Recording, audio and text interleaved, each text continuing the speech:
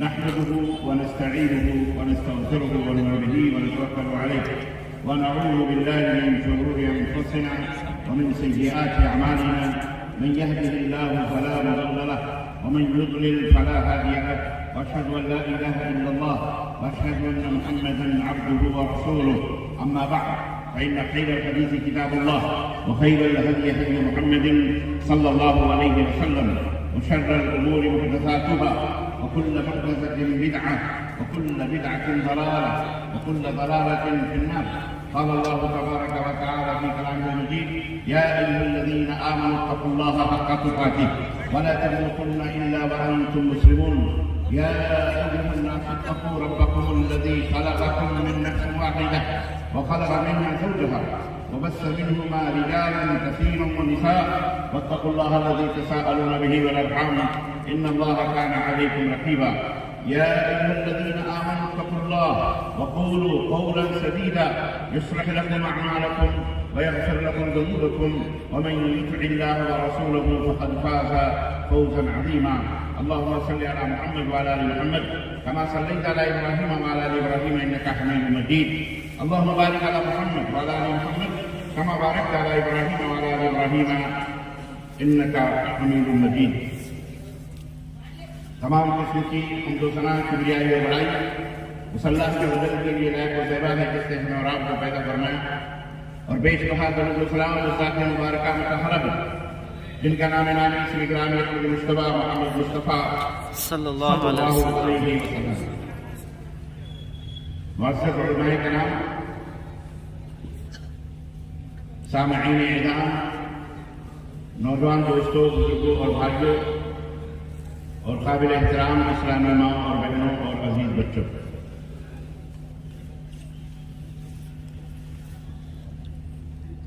اللہ تبارک و تعالیٰ کا بے پناہ فضل اور اس کا احسان ہے کہ جس نے آپ کی اس بستی میں پہلی دفعہ سپول ڈسٹرکٹ کے اندر الجامعہ الاسلامیہ ریاض العلوم شنکرپور بہار، سپول بہار کے اس بستی میں حاضری کی سعادت کی توفیق عطا فرمائی. اللہ عز و جل سے دعا ہے کہ اللہ تعالیٰ ہم سب کی حاضری کو قبول فرمائے، اور اللہ عز و جل جن احباب کو، جن بھائیوں کو یہ عظیم الشان اجتماع منعقد کرنے کی اور تعلیمی کانفرنس جامعہ اسلامیہ ریاض العلوم کے اس احاطے میں منعقد کرنے کی سعادت بخشی ہے، اللہ تبارک و تعالیٰ انہیں بھی، ان کے تمام ارکان کو، ان کے تمام متعاونین کو، تمام ان لوگوں کو جو دامِ دین میں قدم سخن جنہوں نے بھی مدد کی ہے، اللہ تبارک و تعالیٰ اس کے بدلے ان سب کو کروٹ کروٹ جنت نصیب فرمائے. اور زور سے بولو آمین. آمین. ان کے مال میں، ان کی زندگی میں، ان کے اولاد میں اللہ برکت عطا فرمائے، اور اللہ کی حاضری کو قبول فرمائے. سب کی گردنوں کو اور ہمارے ماں باپ کی گردنوں کو اللہ جہنم سے آزاد فرمائے. عزیزان محترم، میں نے ابھی جو منظر دیکھا آپ کے اجلاس میں کہ ماشاءاللہ علماء اہل علم اللہ کی راہ میں صدقہ و خیرات کرنے پر جس انداز سے ابھار رہے ہیں، اور جس انداز کا آپ لوگوں کا جذبہ، جوش اور ولولہ اللہ کی راہ میں خرچ کرنے کا، واللہ مجھے نبی کریم صلی اللہ علیہ وسلم کے دور کے بہت سارے مناظر یاد آئے، اور صحابہ کرام کا اس طرح سے اللہ کے لیے اپنے مالوں کو خرچ کرنا، اپنے آل اولاد تک کو خرچ کر دینا، اپنے جانوں کی قربانی دینا یاد آ رہا تھا کہ کس طرح سے نبی کریم صلی اللہ علیہ وسلم خدمت میں بیٹھے ہوئے صحابہ جب اللہ کے نبی صلی اللہ علیہ وسلم انہیں اللہ کی راہ میں خرچ کرنے کی دعوت دیتے تھے، تو آپ کو پتہ ہے کہ حضرت عمر بن خطاب رضی اللہ تعالیٰ عنہ ایک دفعہ موقع آیا، کہا کہ آج تو میں ابو بکر سے بازی لے جاؤں گا، اور میں چونکہ مال والا ہوں، میرے پاس دولت ہے، میں اپنے مال کا آدھا حصہ نبی کریم صلی اللہ علیہ وسلم خدمت میں حاضر ہوئے. چنانچہ وہ اپنے مال کا آدھا حصہ لے کے نبی صلی اللہ علیہ وسلم خدمت میں حاضر ہوئے. اللہ کے رسول صلی اللہ علیہ وسلم نے فرمایا کہ عمر کتنا لایا ہے؟ یعنی کہ اللہ کے نبی جتنا گھر کا تھا اس کا آدھا کر کے میں لے کے آیا ہوں، آدھا. خوش تھے کہ آج تو میں ابو بکر سے بھی آگے بڑھ جاؤں گا اجر و ثواب میں۔ تھوڑی دیر کے بعد سیدنا ابو بکر صدیق لدے پھدے مال و دولت کی پوٹلیاں لیے ہوئے نبی کریم صلی اللہ علیہ وسلم کی بارگاہ میں حاضر ہوئے۔ نبی کائنات کی نگاہ اٹھی، مسکرائے، پوچھا ابو بکر کتنا لائے ہو؟ کہنے لگے اللہ کے نبی جو کچھ بھی گھر میں تھا جھاڑو مار کر لے کے آیا ہوں۔ کہا گھر میں کیا چھوڑا ہے؟ کہا گھر میں اللہ اور اس کے رسول کو چھوڑ کر کے آیا۔ عزیزان ملت اسلامیہ، یہ وہ قربانیاں تھیں اور یہی وہ اللہ کی راہ میں اپنے مال و دولت کو اللہ نے جو دیا تھا وہ خرچ کرنے کا وہ جذبہ اور ولولہ تھا جو اس دنیا کے اندر بھی برکتیں لے کے گئے، عظمتیں پا کے گئے، رفعتیں پا کے گئے، اور اللہ کی طرف سے ان کے لیے بھی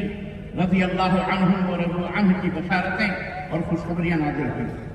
اللہ تبارک و تعالیٰ کو یہ جذبے بڑے پسند آتے ہیں جب بندہ اپنی اللہ کے طلب پر اللہ کی راہ میں خرچ کرتا ہے۔ اتنا بڑا جامعہ اس علاقے میں مجھے دیکھ کر اتنی مسرت ہوئی ہے، اور جب سے میں آیا ہوں دیکھ کے میں اپنے من ہی من میں خوش ہو رہا ہوں۔ اتنا بڑا جامعہ جس کا مجھے تصور نہیں تھا۔ کئی برس سے میرے ایک شاگرد رشید آپ کے اسی جامعہ اسلامیہ کے اتفاق سے بنگلور میں ہمارے ساتھ تھے شاگرد رشید، اللہ تعالیٰ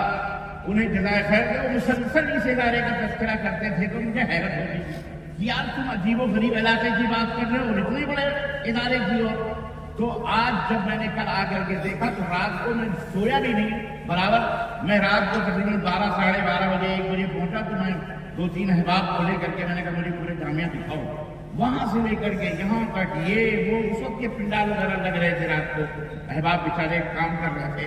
اتنی خوشی ہو رہی تھی کہ مجھے نیند ہی اڑ گئی دیکھ کر کہ اتنا بڑا کارنامہ، اور اس غیر ذی زرع وادی کے اندر جہاں پر جناب علی راستے نہیں صحیح ڈھنگ سے ہمیں مولانا منصور ندوی صاحب لے کے آ رہے تھے رات کو، انہوں نے کہا کہاں لے کے جا رہے ہیں آپ؟ کس جنگل میں لے کے جا رہے ہیں؟ سیدھے چلے جانے گاڑی چلی آ رہے ہیں۔ حیرت ہو رہی تھی، لیکن یہاں آنے کے بعد جیسے ہی ہم نے دروازے کے اندر انٹری لی، اس پل کو کراس کیا، ایک دم اجالا، ایک دم روشنی، تو میں نے کہا تو ہم سٹی میں آ گئے۔ ایسا لگ رہا ہے جیسے ماشاءاللہ رونق شہر رات کے 1:30 بجے، تو دل اتنا بڑا ہو گیا، بڑی مسرت ہوئی۔ اور بتانے والے احباب نے بتایا کہ یہ مولانا اختر علی سلفی جو آج اس روئے زمین پہ نہیں ہیں، مولانا منصور صاحب مجھے راستے میں بتا رہے تھے کہ وہ آپ کے بارے میں برابر یہ کہتے تھے کہ مجھے معراج ربانی کو یہاں لانا ہے، معراج ربانی کو یہاں لانا ہے، لیکن آج ہم یہاں آ تو گئے لیکن آج ہم میں موجود نہیں ہیں۔ واللہ وہ محبت اور یہ اتنا بڑا منظر دیکھنے کے بعد تو خوشی سے آنکھوں میں آنسو آ گئے کہ آپ لوگ کتنے خوش نصیب ہیں، کتنے خوش بخت ہیں کہ اس شخصیت نے اتنا بڑا کارنامہ اتنے مختصر وقت میں انجام دے کر اور قوم و ملت کے لیے، وطن کے لیے اتنا بڑا ذخیرہ اور اتنا بڑا علمی قلعہ چھوڑ کے گیا ہے کہ اللہ کی قسم اس کے لیے روم دعا کریں تو بھی ہم ان کا وہ حق ادا نہیں کر سکتے۔ یہ اللہ رب العزت کا فضل ہے، ذالک فضل اللہ یؤتیہ من یشاء۔ اللہ ہر ایک کو یہ برکتیں نہیں عطا فرماتے۔ دنیا میں چمن میں بہت سارے پھول کھلتے ہیں، گلستہ میں بہت سارے کلیاں کھلتی ہیں، لیکن ہر کلیاں چمن کی زینت نہیں بنتی، ہر کلیاں صحرا، ہر کلی اپنے گلے کا ہار نہیں بنتی، ہر کلی اپنی پیشانیوں کا جھومر نہیں بنتی، ہر کلی سے خوشبو نہیں آتی۔ کچھ تو چمن کی زینت کے لیے ہوتے ہیں، وہ چند ایک کلیاں ہوتی ہیں جن سے چمن مہکتا ہے، گلستہ کے اندر رونق ہوتی ہے اور لوگوں کو وہ مہکاتے ہیں۔ انہی کلیوں میں سے مولانا اختر علی سلفی رحمہ اللہ تعالیٰ کروٹ جنت سی فرمائے، آج وہ ہم میں موجود نہیں ہیں، لیکن دل یہ کہہ رہا ہے کہ جیسے انہی راہداریوں میں اور انہی برآمدوں میں اور اسی جامعہ کے اپنے حدود میں بچوں کے درمیان وہ بھی بیچارہ بیٹھا ہوا، وہ اس کی بھی روح بھی دیکھ رہی ہوگی کہ جو چمن ہم نے لگایا ہے آج الحمدللہ ہرا بھرا ہو گیا۔ آج وہ منظر دیکھنے کو ملا کہ حفظ کے طلبہ ماشاءاللہ قرآن کی تلاوت کر رہے ہیں، ان کی دستار بندی ہو رہی ہے، علماء ماشاءاللہ تبارک تعالیٰ فضیلت کی سندیں لے کر کے، لڑکیاں بخاری اور مسلم کے صفحے کھول کر پڑھ رہی ہیں۔ یہ بڑی خوش نصیبی کی بات ہے، یہ بڑی خوش نصیبی کی بات ہے۔ اللہ کی قسم اپنے بچوں کو پڑھاؤ، یہ امت اقرا ہے، یہ درس ہے، یہ جامعہ ہمارے لیے بہت بڑی نعمت ہے۔ میرے مسلمان بھائیوں، کوئی جاہل نہیں رہنا چاہیے، یہ اسلام کا پیغام ہے، یہ اللہ کی مرضی ہے، یہ رسول اللہ صلی اللہ علیہ وسلم کی دعوت ہے کہ سب سے پہلی وحی جو آئی ہے وہ اقرأ بسم ربک الذی خلق، کوئی جاہل نہیں۔ اللہ اپنے بندوں کو جاہل نہیں دیکھنا چاہتا۔ نبی کریم صلی اللہ علیہ وسلم اپنی امت کو جاہل نہیں دیکھنا چاہتے، بلکہ اللہ اس کے رسول کی یہ مرضی ہے کہ اللہ کا ہر بندہ، اللہ کی ہر بندی، اللہ کا ہر بندہ، رسول کا ہر امتی، نبی کی ہر باقی امتیہ جو ہے وہ قرآن اور سنت کی تعلیم سے، اللہ کی معرفت سے، دنیاوی علوم سے آشنا ہو اور اس دنیا کو گلے گلزار بنائے۔ تو یہ اتنا بڑا جامعہ، اتنا بڑا جامعہ اور اتنا بڑا قلعہ اللہ تعالیٰ نے آپ کو سپول جیسی دھرتی پہ دیا ہے۔ اور احباب نے بتایا یہی نہیں بلکہ اس کے علاوہ اور بھی بہت سارے مدارس ہیں، بنات کے مدارس ہیں، کلیہ فاطمۃ الزہرا ہے، کہیں اور مدرسہ ہے، کہیں اور ہیں، اسکولز ہیں، کئی ہزار بچے پڑھتے ہیں، بچیاں پڑھتی ہیں۔ میرے عزیزوں، میرے دوستوں، یہ چند وہ شخصیتیں ہوتی ہیں جن سے انقلاب پیدا ہوتا ہے، جن سے ملک اور وطن سمجھتے اور سمجھتے ہیں۔ ہر ایک کے قسمتوں میں یہ دارالوطن کہاں، ہر ایک کا مقدر یہ نہیں ہوتا۔ تو اپنے انہی بچوں کو جو آپ پڑھا رہے، مولانا علی اختر صاحب بھی آپ ہی کسی کے بھائی رہے ہوں گے، کسی کے بیٹے رہے ہوں گے، کسی کے بھتیجے رہے ہوں گے، کسی کے نواسے رہے ہوں گے، کسی کے پوتے رہے ہوں گے، کسی کے دادا، کسی کے باپ رہے ہوں گے۔ الحمدللہ اسے ایک شخصیت نے آج اتنا بڑا کارنامہ انجام دیا۔ آج جو بچے پڑھ رہے ہیں، ان بچوں میں نہ جانے آگے فیوچر میں، مستقبل میں کون کیا بننے والا ہے۔ ہماری بہن بیٹیاں پڑھ رہی ہیں، ان میں کون کیا بننے والا ہے، ان سے کیا انقلاب اور تبدیلی ملک کے اندر، معاشرے کے اندر، سماج کے اندر پیدا ہونے والی ہے، ہم نہیں جانتے، اللہ جانتا ہے۔ اور اللہ من یرد اللہ بہ خیرا یفقہہ فی الدین، اللہ جس کے ساتھ خیر چاہتا ہے اللہ اسے دین کی سمجھ عطا فرماتا ہے، اسے دینداری سے قریب عطا فرماتا ہے۔ ان اللہ یؤتی الدنیا من یحبہ ومن لا یحبہ، اللہ دنیا سب کو دیتا ہے، جو دیندار ہیں انہیں بھی، جن سے اللہ محبت کرتا ہے انہیں بھی، اور جس سے اللہ نفرت کرتا ہے، جو اللہ کے دشمن ہیں، اللہ انہیں بھی دنیا دیتا ہے۔ الا الدین، سوائے دین کے، اللہ دین کی سمجھ صرف انہیں کو عطا فرماتا ہے جو اللہ کے محبوب ہوتے ہیں، جو اللہ کے پیارے ہوتے ہیں۔ آپ کا یہاں بیٹھنا، اتنی رات کو یہاں حاضر ہونا، اپنی جیبوں سے اللہ کی راہ میں چوک آ کر کے مال کو خرچ کرنا، اپنے بچوں کو لانا، یہ آپ کے ایمان کی، محبت کی، اللہ سے قربت کی دلیل ہے کہ اللہ تبارک و تعالیٰ سے آپ کو محبت ہے۔ آپ دین سمجھ کرنے کے لیے آئے ہیں، آپ اپنے ایمان کو روشن کرنے کے لیے آئے ہیں۔ آپ گناہوں سے، ہم سب لدے پھدے گناہوں سے ہیں، ہم اپنے گناہوں کی پاکی حاصل کرنے کے لیے یہاں آئے ہیں، ہم اللہ کی رحمت اور برکت اور مغفرت لینے کے لیے آئے ہیں۔ تو سنو، نبی کریم صلی اللہ علیہ وسلم کی بشارت بھی، خوشخبری بھی سنتے جاؤ کہ مجتمع قوم فی بیت من بیوت اللہ، اللہ کے نبی نے فرمایا کہ اللہ کے گھروں میں جب بھی کوئی قوم اللہ کا ذکر کرنے کے لیے، اللہ اس کے رسول کا بیان کرنے کے لیے اکٹھا ہوتی ہے، اور جب وہ مجلس ختم ہوتی ہے تو پکارنے والا پکارتا ہے ارجعوا الی بیوتکم قد غفرتم، او کما قال النبی صلی اللہ علیہ وسلم، کہ لوٹ جاؤ اپنے گھروں کی طرف، بلکہ اس سے پہلی والی حدیث یہ ہے نزلت علیہم السکینہ وغشیتہم الرحمہ، ان کے اوپر ملائکہ کا نزول ہوتا ہے، امن و شانتی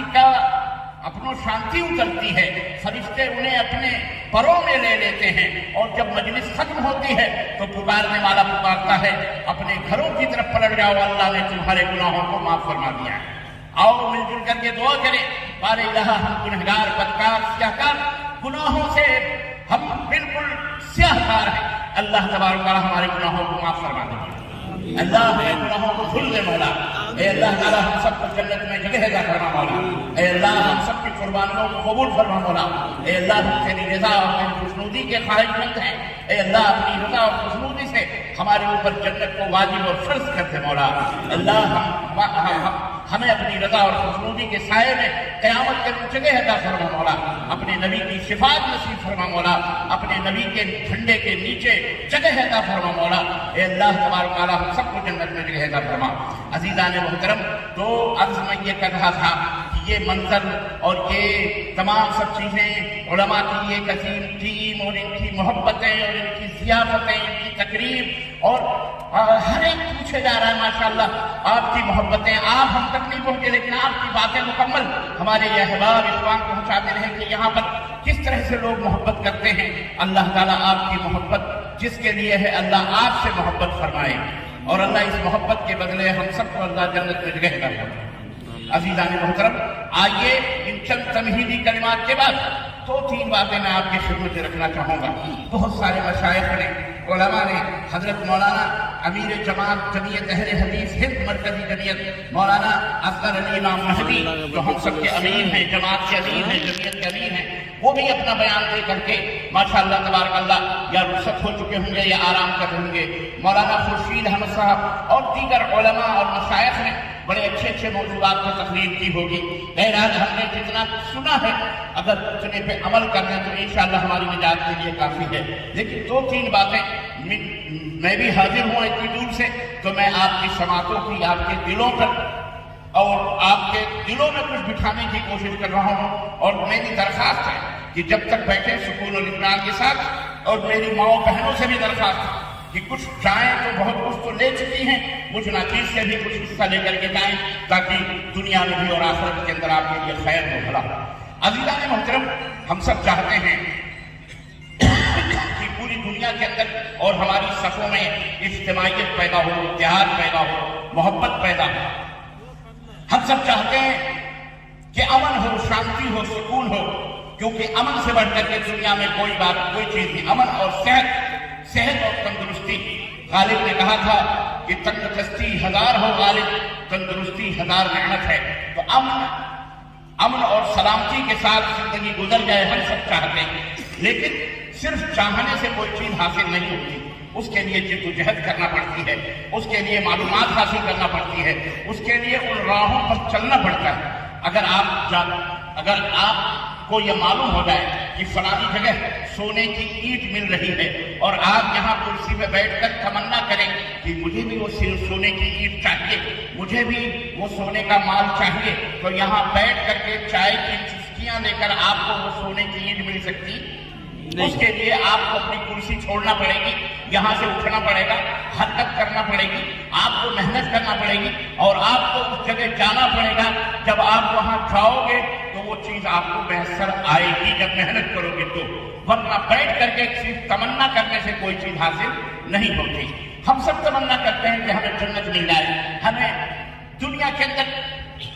ہمیں امن و سکون مل جائے، ہمیں امن و راحت مل جائے، ہمیں اللہ رب العزت مالا مال فرما دے، ہمیں دنیا کے اندر کوئی تکلیف نہ ہو، کوئی دکھ نہ ہو، ہم سب چاہتے ہیں، لیکن یہ چاہنے سے صرف یہ چیز حاصل نہیں ہوتی، اس کے لیے محنت اور عمل ضروری ہے۔ عمل سے زندگی بنتی ہے، جنت بھی جہنم بھی، عمل سے زندگی بنتی ہے، جنت بھی جہنم بھی۔ یہ خاطی اپنی فطرت میں نہ نوری ہے نہ ناری ہے۔ آئیے وہ نسخہ کیمیا آپ کو میں بتاتا کروں، وہ راز میں بتاؤں جو اللہ نے اپنے قرآن میں اور محمد الرسول اللہ صلی اللہ علیہ وسلم نے اپنے فرمان میں اللہ نے اپنے بندوں کو اور نبی نے اپنی امت کو دیا ہے کہ وہ سعادت اور خوشبختی اور وہ خوش و مسرت اور کامیابی اور نجات اور اللہ رب العزت کی رضا کیسے حاصل ہو سکتی ہے، اور کیا طریقے ہیں اس کے، اور کس طرح سے آپ دنیا اور آخرت میں کامیاب ہو سکتے ہیں۔ عزیزان محترم، یقیناً ہم سب کلمہ پڑھتے ہیں، اور اللہ تبارک و تعالیٰ نے ہمیں حکم دیا ہے یا ایھا الذین آمنوا اتقوا اللہ حق تقاتہ ولا تموتن الا وانتم مسلمون، کہ اے لوگوں جو ایمان لائے ہو اللہ سے ڈرو، تقوی اختیار کرو، اور جیسا کہ تقوی اور جیسا کہ ڈرنے کا حق ہے، اور جب تم مرو تو اس حال میں مرو کہ تم مسلمان ہو، فرما بردار ہو، اللہ کے غلامی کا پٹا تمہاری گردن میں ہو، مسلمان ہو، سچے مسلمان ہو، سچے مسلمان ہو۔ گویا کہ یہ اللہ رب العزت نے ایک راستہ بتایا ہے اپنی طرف آنے کا، اور سعادت حاصل کرنے کا، اور کامیابی حاصل کرنے کا، خوش و مسرت حاصل کرنے کا۔ اسی طرح سے اللہ رب العزت نے ایک جگہ اور ارشاد فرمایا وَلَا تَهِنُوا وَلَا تَحْزَنُوا وَأَنْتُمُ انتم الاعلون ان کنتم مؤمنین، کہ اے میرے بندو غم نہ کرو، فکر مت کرو، تم ہی کامیاب رہو گے، تم ہی غالب رہو گے، بشرطے کہ تم مومن ہو، یعنی تم ایمان والے ہو، تمہارا ایمان سچا ہو، پکا۔ آپ کو پتہ ہے ایمان اور اسلام اور احسان کیا ہے؟ یہ تین چیزیں اسلام کی بنیادی چیزیں ہیں۔ سب سے پہلے اسلام کس کو کہتے ہیں؟ اللہ تبارک و تعالیٰ کی فرمانبرداری کرنا، اللہ تبارک و تعالیٰ کے حوالے اپنے آپ کو کر دینا، اللہ کا تابع دار بن جانا، اللہ کا فرمانبردار بن جانا۔ اور اس کے 5 ارکان ہیں۔ کتنے ارکان ہیں اس کے؟ اسلام کے 5 ارکان ہیں۔ نمبر 1 کلمہ شہادت، اشہد ان لا الہ الا اللہ واشہد ان محمد رسول اللہ۔ میں گواہی دیتا ہوں کہ اللہ کے سوا کوئی معبود برحق نہیں، میں گواہی دیتا ہوں کہ محمد صلی اللہ علیہ وسلم اللہ کے رسول ہیں۔ نمبر 1 یہ کلمہ شہادت ہے۔ نمبر 2 نماز قائم کرنا۔ نمبر 3 رمضان کے مہینے کا روزہ رکھنا۔ نمبر 4 زکوٰۃ ادا کرنا مالک نصاب ہے۔ اور نمبر 5 حج بیت اللہ کرنا اگر طاقت اور قوت ہے۔ تو یہ 5 ارکان ہیں اسلام کے، اس کو اسلام کہتے ہیں۔ اور اسی طرح سے ایمان ایک چیز ہے، اس کا تعلق دل سے ہے۔ اللہ کے رسول صلی اللہ علیہ وسلم نے کہ ایمان کہتے ہیں اللہ پر ایمان لانا، اللہ کے فرشتوں پر ایمان لانا، اور اسی طرح اللہ کی نازل کی گئی تمام کتابوں پر ایمان لانا، اللہ کے تمام رسولوں پر ایمان لانا، اور نمبر 5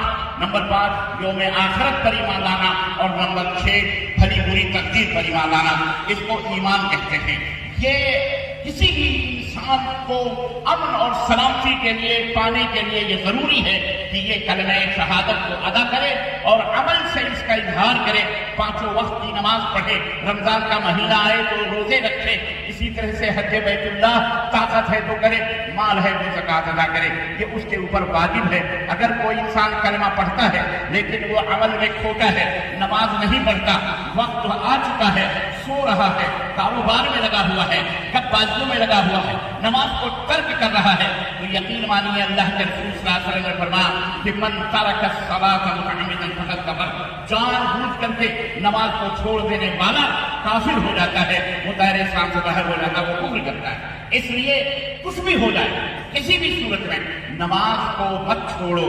نماز کو مت چھوڑو میرے نوجوانوں، میرے بزرگوں، میری ماں اور بہنوں، نماز کو ادا کرو، اس کے وقت کے اوپر ادا کرو۔ جہاں کہیں بھی پانی نہیں مل رہا ہے تیمم کرو، لیکن نماز معاف نہیں ہے۔ اگر تم کھڑے ہو کے نہیں پڑھ سکتے تو بیٹھ کے پڑھو، بیٹھ کے نہیں پڑھ سکتے لیٹ کے پڑھو، لیٹ کے بھی اگر ہاتھ پیر نہیں ہل رہے تو اشارے سے پڑھو، لیکن نماز معاف نہیں ہے۔ آج ہمارا حال یہ ہے کہ ہم اپنے آپ کو قرآن و سنت کا علمبردار کہتے ہیں، ہم اپنے آپ کو اہل حدیث کہتے ہیں، اپنے آپ کو مسلمان کہتے ہیں، لیکن نماز سے غافل ہیں۔ ہماری ماؤں بہنوں کا ایک عظیم طبقہ، اللہ کی قسم بتلا رہا ہوں، ایک عظیم طبقہ جو خاص طور سے بوڑھی مائیں بہنیں ہو گئی ہیں یا ادھیر عمر کی ہو گئی ہیں، یہ کس کی ذمہ داری ہے؟ وہ نماز پڑھتی نہیں، ان سے کہو نماز پڑھنے کے لیے تو وہ کہتی ہم کو سورہ فاتحہ نہیں معلوم ہے، ہم کو التحیات نہیں معلوم ہے، ان کو پتہ ہی نہیں ہے نماز، وضو کیسے بنایا جاتا ہے، وضو کیسے ٹوٹتا ہے۔ میرے عزیزوں، یہ ذمہ داری ہماری ہے، یہ علماء کی ذمہ داری ہے کہ وہ گاؤں گاؤں، بستی بستی، یا جو لڑکیاں ہماری پڑھ رہی ہیں یا ہزاروں کی تعداد میں، یہاں جامعۃ البنات، یہاں مدرسۃ البنات، وہاں مدرسۃ البنات، ان سب کی ذمہ داری ہے، ان سب کی ذمہ داری ہے کہ گاؤں گاؤں، بستی بستی کے اندر عورتوں کو باقاعدہ کم از کم سورہ فاتحہ سکھائیں، کم از کم التحیات سکھائیں، کم از کم درود ابراہیمی پڑھنا سکھائیں، وضو کیسے ٹوٹتا ہے اس کے طور طریقے بتائیں۔ اگر علماء اور عالمات اور فاضلات اور مدارس کی بچیاں اگر یہ فریضہ ادا نہیں کر رہی تو یقین مانیے پھر ان مدرسوں کا، ان جامعات کا کوئی فائدہ نہیں، یہ جو خرچ ہو رہے ہیں ان کا کوئی فائدہ نہیں۔ اس لیے ہماری یہ کوشش ہونی چاہیے کہ ہمارا جو یہ علاقہ سیمانچل کا ہے، جہاں جہاں بھی ہماری بچیاں یہاں رہتے ہیں، اس میں نہ کوئی مرد بے نمازی ہو، نہ کوئی مرد نماز کے اصول اور ضابطے سے واقف نہ ہو، اور نہ کوئی عورت نماز کے قواعد اور ارکان اور اس کے اصول اور ضابطے۔ یہ ہماری ذمہ داری ہے۔ تو عزیزان محترم، یہ ہے تعلیم کا مقصد، اور یہ ہے نجات کا ایک ذریعہ، ایک نجات کا راستہ۔ اللہ کے رسول صلی اللہ علیہ وسلم نے نجات کی بنیادوں میں سے ایک اہم بنیاد آپ کو معلوم ہونا چاہیے کہ اللہ کے رسول صلی اللہ علیہ وسلم کی ایک لمبی حدیث ہے، اس میں مختصر آپ کو بتاؤں، 2 چیزیں ہیں جہاں یہ دونوں چیزیں موجود ہوں گی اور ان کا حق ادا کیا جائے گا، انشاءاللہ تبارک و تعالی وہاں کے لوگ نجات بھی پائیں گے، اللہ کی رضا اور خوشنودی بھی حاصل ہوگی، اور وہ معاشرہ اور وہ سماج بھی امن و شانتی کا ہوگا۔ دو چیزیں ہم انسانوں کے لیے بہت ضروری ہیں، انہیں ادا کرنا بہت ضروری ہے۔ ایک ہے، اور یہ دونوں چیزوں کو حقوق کہتے ہیں، ایک ہے اللہ کے حقوق اور ایک حق ہے بندوں کا، بندوں کے حقوق۔ اللہ کے حقوق کیا ہے، بندوں کے حقوق کیا ہے، یہ دو چیزوں کا علم اگر آپ کو ہو گیا اور پھر اس کے مطابق آپ نے عمل کیا تو یقین مانیے دنیا کے اندر بھی آپ کی سعادت و خوشنودی، آپ کے لیے مسرت ہی مسرت، اور مرنے کے بعد بھی انشاءاللہ تبارک و تعالیٰ مسرت ہی مسرت، خوشی ہی خوشی، اور اللہ کی رضا اور خوشنودی۔